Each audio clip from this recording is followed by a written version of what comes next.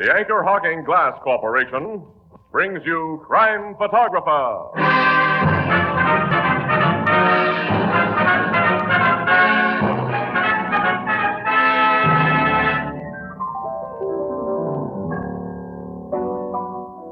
Casey, what does E-M-A-N-S-O-U-M-A-F spell? E-M-A-N-S-O-U-M-A-F. Well, what? Spelled backward, it's famous name. Famous name. Did someone say Anchor Hawking? How come Anchor Hawking? Why, everyone knows that Anchor Hawking is the most famous name in glass.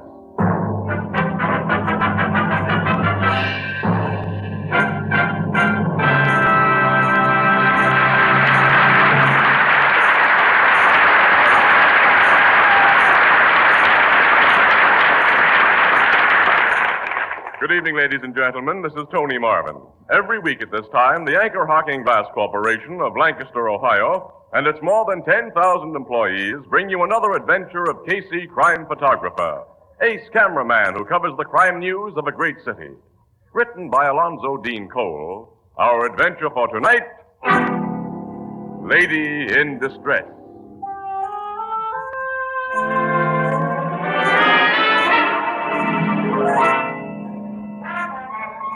Early, about 2 o'clock, a narrow midtown street lined with raucous nightclubs.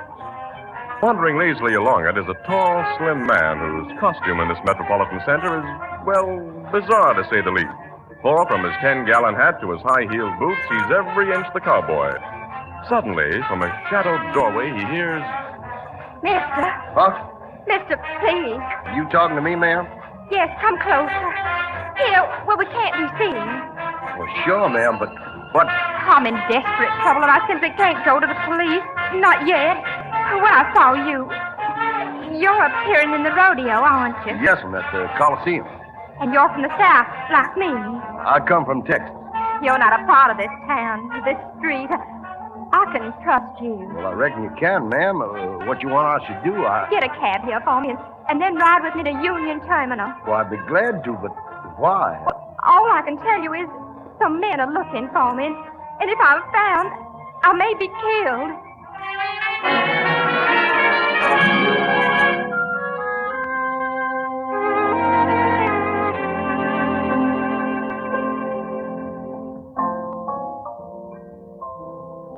So you and Casey took in the rodeo last night, huh, Miss Webb? No. Casey went alone, Ethel. Yeah, I went alone. I saw a swell show, too. Poor Miss Williams. She had a date with her aunt and uncle. They spent the evening at Pinky Bannister's. That clip joint? Yeah, her aunt and uncle are the adventurous type. Well, we had a little excitement at Bannister's Club. That South American playboy. You've heard of him, Ethelbert. Senior Gallo? Oh, yeah. Well, he and another inebriated gentleman got into a fist fight and had to be gently removed by Bannister's muscle men. They say that rich Gallo fella always carries a gold-plated gun and a diamond-studded holster for his self-protection. Did he... No, there were no fireworks. Boy, but I saw the real action at the rodeo, though. Guys bulldogging steers, roping wild longhorns. I really saw a show. Quite a few of them cowboys has been coming into this bar. See their fancy dresses, Yeah. you know? Just like in them Gene Autry movies.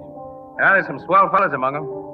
I got fairly well acquainted with a bunch, taking publicity pictures and all Say, that. here comes one of them now. Hello, Casey. Hey. Howdy, Miss Williams. Hi, Tom. How Hello, are you? Mr. Morrissey. Just finished your matinee? Yeah.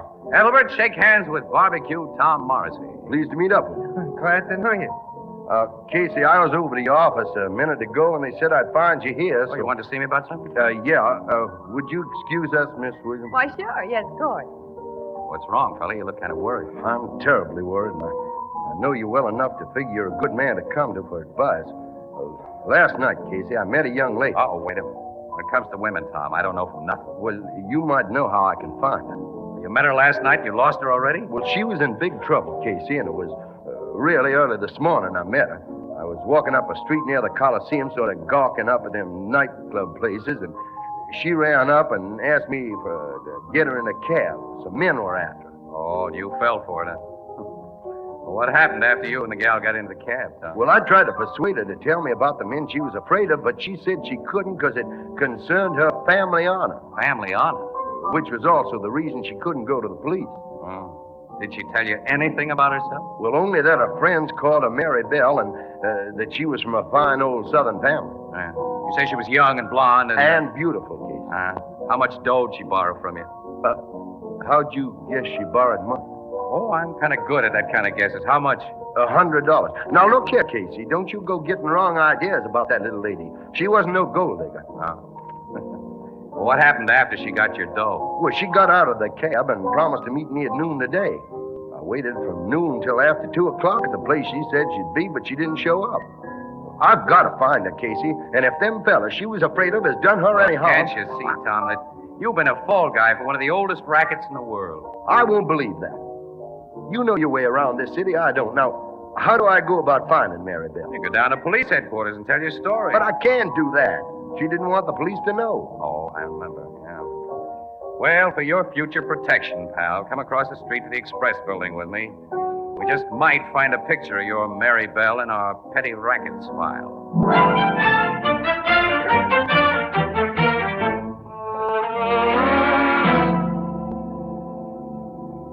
Casey, I told you I wouldn't find anyone who looked like that little lady among your pictures of female crooks. Well, she's been smart enough not to get mugged for our files, I guess, that's all. Will you do now as I asked you to do at first? Try to find a photo in your high society files. That's where she belongs. Oh, yes. She's a good singer, too. Singer? Yes, she gave one of them concerts here once. She gave a concert? Uh-huh. She let that slip when I said she had a beautiful speaking voice. Well, just to humor you, Tom, we'll see what's cross-filed under concerts.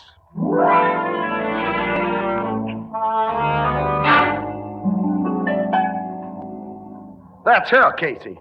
That's a picture of Mary Bell. You sure? Wait a minute, Tommy, you sure? Of course I'm sure. What's the stuff in the file say about her? Mary Bell Warren. Daughter of Stephen Warren, socially prominent banker. You see, Casey? Yeah, I see. Concert, May 1945 at Maxwell Hall. House guest of Mrs. Donald P. Burgess. Hey, your Mary Bell must be the real goods. Mrs. Donald P. Burgess is big stuff around I told here. you. Okay, I've been wrong before. Yeah. Now I want to find this gal and know what goes on as much as you do. This looks like the beginning of a front-page story. Let me get that phone. What you gonna do? Wait a minute. Hello, this is Casey, operator. Get me Mrs. Donald P. Burgess. That's right, Mrs. Donald P. Burgess.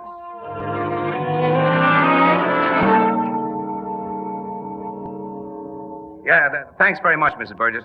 I know I've given you cause for worry, and I'm sorry. Yes, I'll call you back the moment we learn anything. Goodbye. What'd she say, Casey? Mary Bell Warren phoned her shortly after 2 o'clock this morning. That must have been right after she left me. That's right, Tom. She asked Mrs. Burgess if she could come up to her place, that she had to have some advice. You see? Something happened to her. Well, yeah, the girl never did show up. Afraid that's the way it adds up, too. Whatever happened must have started, though, about 3 months ago. What do you mean? Because Mrs. Burgess said that Miss Warren and her family are old friends, you see, and 3 months ago, she got a letter from the gal's mother in the South saying that Mary Bell had abruptly decided to come here. And that phone call this morning is the first that anyone has heard from her. Well, what in tarnation do you suppose? Well, what basis have I got to suppose anything? A strange babe takes you for $100 with what sounds like the gal in distress gag.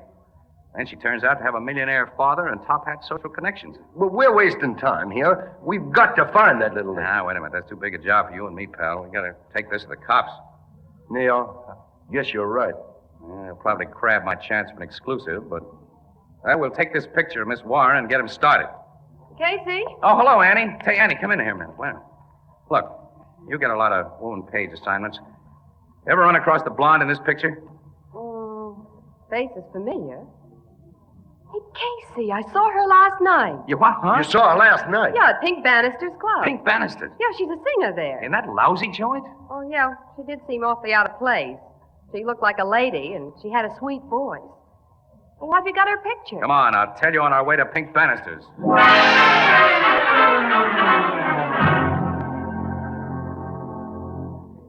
What makes you interested in my blonde singer, Casey? Oh, Miss Williams heard her here last night, Pink. Thought she was good. That's all. Good enough to deserve a little free publicity, Mr. Bannister. This cowboy gonna help you get it? I've already explained that Tom Morrissey is a friend of ours. We just brought him along. That's right. What's the girl's name, Mr. Bannister? I didn't catch it last night. Her name's Lottie Dunbar. Lottie Dunbar. Yeah. How long she worked for you? Oh, About 2 months. Where does she live? Montrose Hotel. Oh, it's not a very classy joint. How late does she work here? Well, our last floor show is 3 a.m. Did she work that late this morning? No, she said she was sick. She left early. We need more than that information. I want to know why she Now, wait a left minute, you Tom. early. I asked you to keep your mouth shut. I'm sorry, Casey. Hey, I don't get this. All right. Might as well give it to you straight. We have reason to believe that something's happened to Lottie Dunbar. Something's happened. Yeah. What made her leave here early? I've already told you. Did she come to you and say she was sick? Yeah, here in my office. Now, that's all I know. Was, anyone with you at the time? Well, yeah, a couple of chumps had gotten into a fight on the floor. My boys had brought him in here for a cooling off. I talked one of them out of it, sent him home.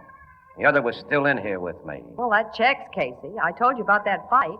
And I saw Gallo leave this office. And the other man hadn't come out when I left with Uncle Wilmer. Hey, who was this other man, Pink? Just a quarrelsome drunk I never met before and I never want to see again. Well, after I collected the bill he owed, one of my boys put him out, told him not to come back. Now, suppose you tell me why you think something's happened to the Dunbar girl. Well, it's too long a story to go into now. But if we don't find her soon in good health, you'll hear all about it from the cops. I can't tell them any more than I've told you, Casey. Okay, Pink. Come on, Annie, let's go. Come on, Tom. We'll try the Montrose Hotel. So long, Pink. So long. Goodbye. Yeah. Huh? Hello? Yeah, boss. Come here. Want me I should follow them wise guys? Yeah, I want to know every place they go and about everyone they talk to. I'll be with them all the way. And, if it seems necessary. Sure, boss. I know what to do.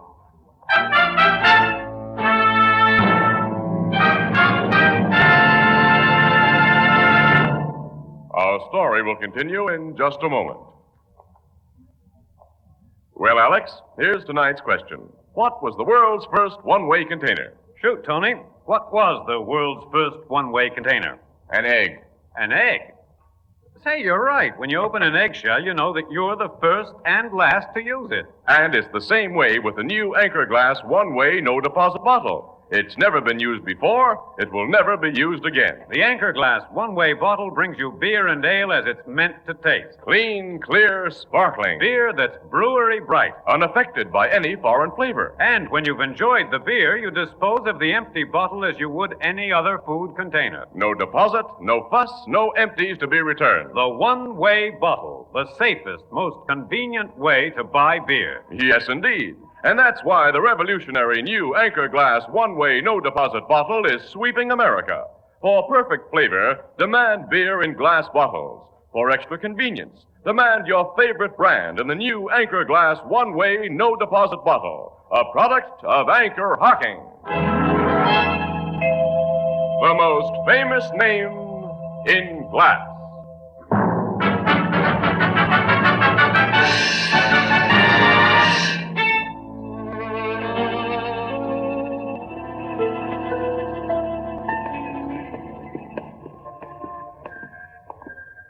Well, the hotel manager told us Mary Bell didn't come home this morning and ain't been seen since yesterday, Miss Williams. No, I figured all this would be a waste of time.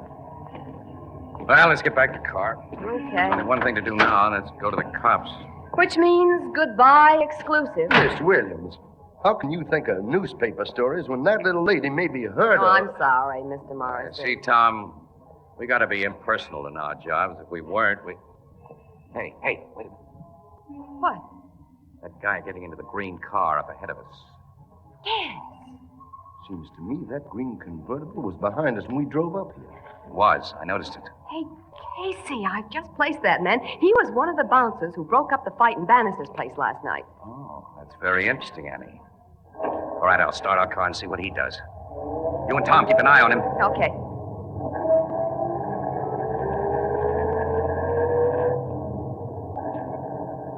Yeah, he's following us, all right. Is he alone in the car? Yeah. He may be closer to information about Mary Bell Warren than we figured a few minutes ago. If that guy is tailing us, I've got an idea.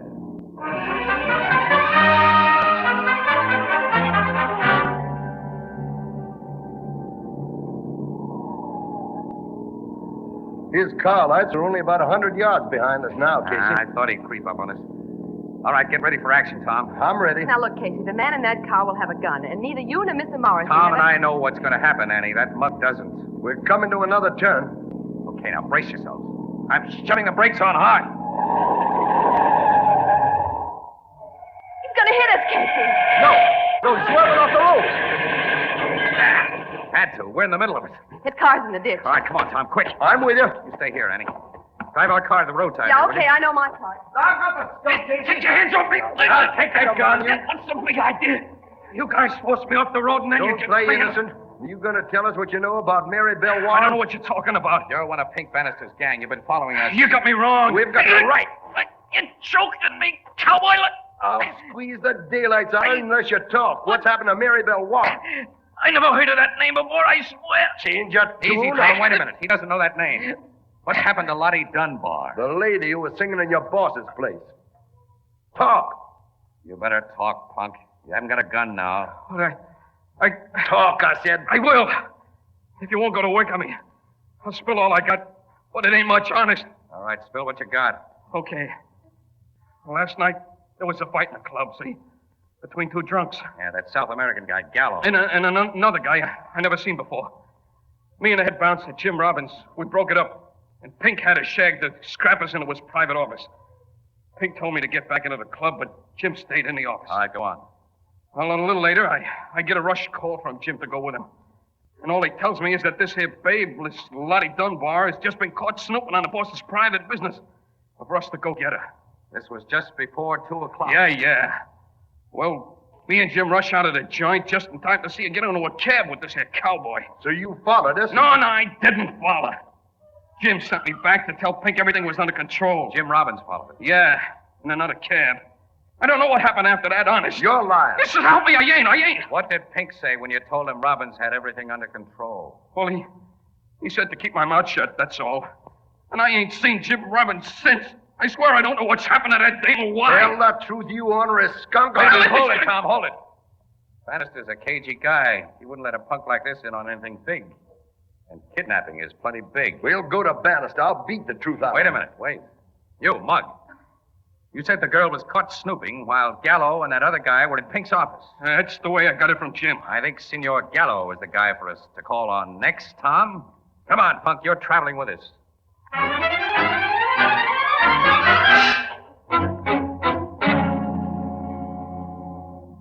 I can tell you nothing more. When I was in that Bannister club last night, a strange man insulted me, and I struck him. Then in his office, Senor Bannister made the man apologize, and I came back here to my hotel. That is all that happened in Senor Bannister's office. I think you're forgetting something that happened there, Mr. Gallo. No. Yes, look here. The girl has been kidnapped, possibly killed, because she saw or overheard something in Bannister's office that you can tell us about. You're going to cover up for the rats that snatched her? I do not know. You do know. I'm sure of it because you're scared. You're scared, and it shows in every move you make, every word you say. What are you afraid of, Gallo? Well, If you don't tell us, mister, we'll find out. Yes, you will find out. And the police. I was a fool to think it could be kept a secret. Let's have it. Last night in that office, I killed a man. You killed a man? Yes, I am a murderer. Who did you kill? The man who insulted me. I was drinking too much champagne, and I have bad hot temper. In that office, this man insulted me again. I remember that. Then I struck him. Then he hit me back hard and knocked me down. Everything went black. When I again knew what was going on, Senor Bannister and a man who worked for him were holding my arms. The man who hit me was on the floor, dead. And it was my gun that shot him. What happened then? Senor Bannister, he said he will not tell police. He said he and that man who worked for him will hide the dead body and protect me. That's what Mary Bell overheard, Casey. Yes, of course. What did Bannister say it'd cost you for his protection, Mr. Gallo? He did not say anything. He only told me to go home, that he will take care of everything, and I will hear from him. Oh, you'll hear from him, all right. We've got all we need to nail Bannister now, Casey. I'll say we have. While you call the police to arrest this murderer, I'll be on my way to Bannister's place. I'm going to make him tell me what's been done to Mary Bell, and if she ain't alive... Wait, Tom, wait. You'd only be tipping our hand, maybe losing our chance of finding that girl. Casey's right, Mr. Morrissey. Well, what shall we do? Well, first I'll call the cops. To arrest me? Yes, Mr. Gallo. Thing doesn't add up. Not at all. What do you mean, Casey? I'll pin him. Oh, hello, headquarters. Connect me with homicide, will you, Captain Logan? Tom, here's what I mean. Yeah. If Miss Warren was snooping on Bannister while he covered up a murder, he had reason for kidnapping her. But why was she snooping? Why was she working in his joint? Why didn't she run to the cops? Yeah, there's a lot of funny things. Yeah, including that crack about her family honor. And another thing, oh, wait a minute. Hello, Logan. It's Casey speaking. Listen, Logan, I'm going to be down to headquarters in about 20 minutes with a very wealthy Senor Jose Gallo. Because he says he's a murderer. Yeah, he just made a confession. Yeah, well, wait a minute. Now, let me tell you something now that's really important. Put a tap on Pink Bannister's telephone lines, Logan. Yeah, right away, yes. And put a shadow on him, too, the best you got. I'll tell you why when I see you. Logan, it's too long a story to go into now. But do it, will you, pal, and quick. We're starting right away. Goodbye. Tom, I think we can expect action from Mr. Pink Bannister very soon. You want him shadowed? And his phone line's tapped. Because he's going to receive a report from one of his hired hands as soon as it's done. Who? The punk right here. Who, me? Yes, you. With my fingers around your neck. And you'll tell him you're still spying on us. That we've been talking to Senor Gallo, that we've just left his hotel with him, and you overheard us say we were taking him to police headquarters. We'll be at police headquarters when you phone that report. I get it, Casey. Bannister will guess that Gallo's confessed to us, and he'll make some kind of a break. I think so, Annie. You know, I've acquired a hunch about that family honor gag of Mary Bell's. Oh? What is it? Oh, no. The kind of hunch I might talk myself out of if I talked about it. Let's get down to Logan's.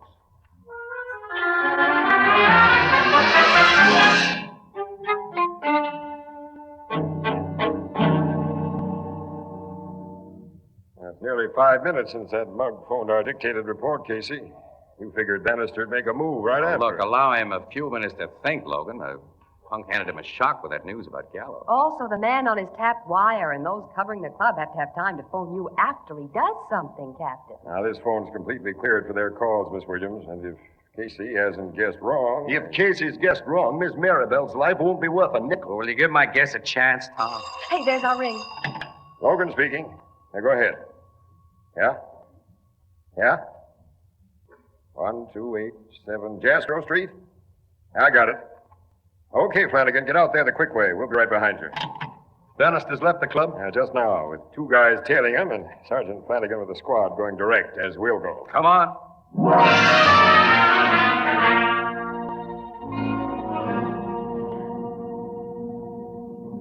He's gone into the house, Captain. That's all I've been waiting for, cowboy. My men have the joint completely surrounded. Come on. That big window in front, Logan? Yeah, watch out for flying glass, Miss Williams. Yeah, my head's down, Captain. Here goes. Hands up, Bannister! You 2 other mugs. Now get the cuffs on the man. Come on, you 2 guys. Hey, that black-haired man, Casey. He's the one Gallo had the fight with. Alive. That proves my hunch, Annie. He's the guy Gallo was supposed to have murdered. Supposed to have murdered? Yes, Logan. There wasn't any killing. Those guys simply put on an act that was convincing to Gallo. Expected to collect millions for covering up his crime, but Miss Warren got wise to the gag, and Gallo confessed. Where's Miss Maribel? If you've harmed 1 hair of her head, Bannister... She hasn't been hurt. We found the girl, Captain. Maribel! Oh, Mr. Morrissey, I knew you'd find me. Well, that's a pretty picture. Hold it, will you? Looks like romance, Casey. At least a reasonable facsimile there. How'd you get wise to this fake murder business, Casey? Well, Logan, all the parts wouldn't fit together in any other pattern.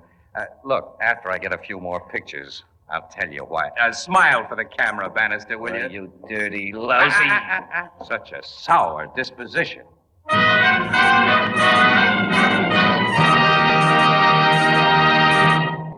We'll join the crowd at the Blue Note in just a moment.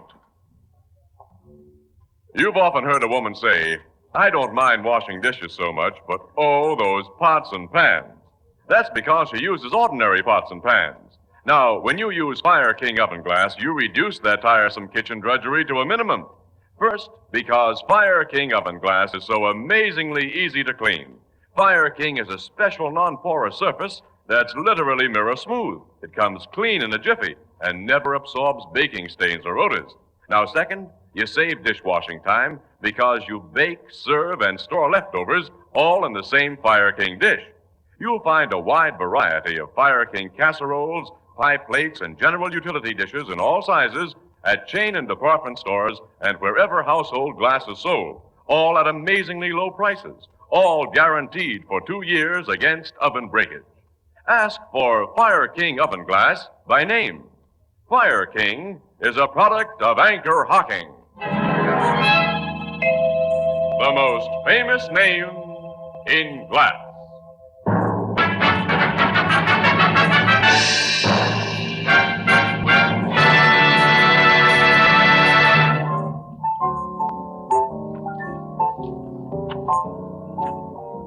You figured Mary Belle Warren had taken a job at Bannister's joint in order to spy on him, huh, Casey? Well, we know now, Ethelbert, that Bannister worked his fake murder gag on Miss Warren's brother about a year ago. Has been blackmailing him ever since. Her brother finally confessed the supposed killing to Mary Belle, and she refused to believe that he'd murder anyone.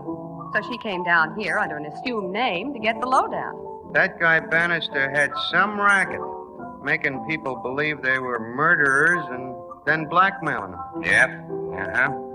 That's exactly what they did to Mary Belle's brother, who, like Gallo, had been drinking too much to think straight, you know. There's one thing I don't quite get yet. What's that? Miss Mary Belle Warren had money. Why did she borrow $100 from that cowboy? Oh, she's a smart babe, pal. In case Bannister's mugs caught up with her, you see, as Jim Robbins did. Huh? Well, she figured the loss of $100 would make Tom try to find her. She's convinced now that he didn't need such an incentive. Think him and her are gonna team up, Miss Will? Looks like an order for double harness. Yeah, it really does.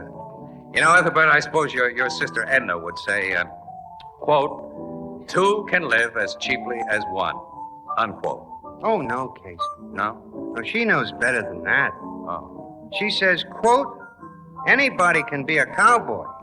All you gotta do is sit on your kitchen stove and sing Home, Home on the Range, unquote.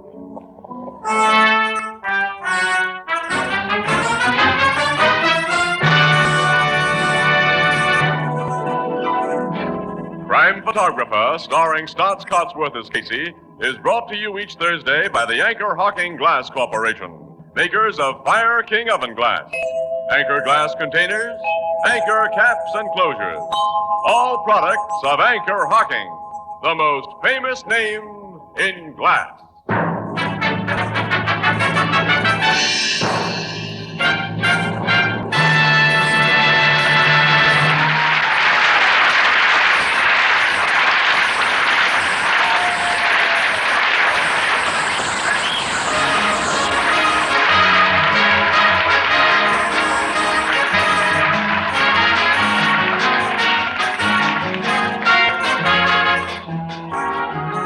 Crime Photographer is directed by John Dietz. The original music is by Archie Blyer, and the program features Miss Jan Miner as Anne and John Gibson as Ethelbert. Herman Chittison is the Blue Note pianist. Once a year, you have the wonderful opportunity of helping your community through your community chest. You're urged to give generously because in no other way can so many needy people and so many worthy causes be helped so well. The community chest. Everybody gives, everybody benefits.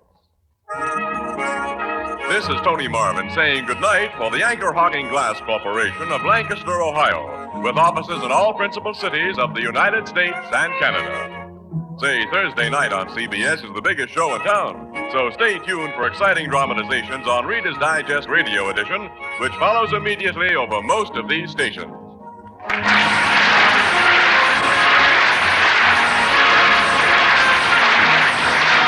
This is CBS, the Columbia Broadcasting System.